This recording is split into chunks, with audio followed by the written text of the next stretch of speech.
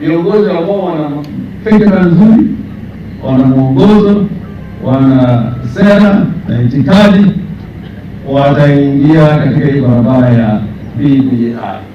Unajua siasa hiyo in Kenya we have done, tumefanya dhambi kubwa sana. Wengine wanafikiria siasa ni tu kupiga mdomo, na kupiga mdomo hata kwa bunge saa zingine wanapiga mdomo, mambo yanapitishwa na wajui, anakuja kujua baadaye. Hata sasa BBI tunapitisha na inapitishwa na inaonekana hawajui. Sasa mimi naomba Your Excellency, watu wasirudi sasa kusema tumekubali, lakini wanatoa masharti. Karibuni utaanza kusikia sisi tunataka kurudi, lakini tunatoa masharti. Najua hakuna mtu ashakutana na ibilisi, lakini kuna ibilisi kuna ibilisi, na ibilisi kumpatia Biblia asome, hata bila kusoma atasema hiyo haamini.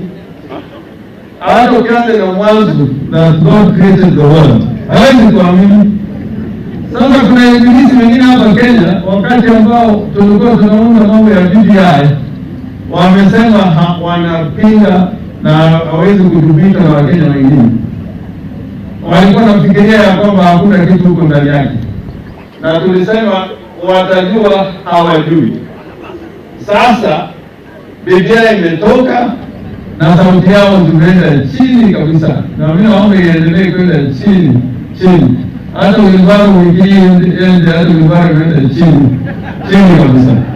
Kwa hivyo mimi nasema kwamba hii BBI is the work of two statesmen, viongozi wawili ambao wamejitokeza na wakasema Kenya ni kubwa kuliko sisi sote, lazima nipate hii na hii. They must first support the document called BBI. Tuseme BBI. Asanteni sana.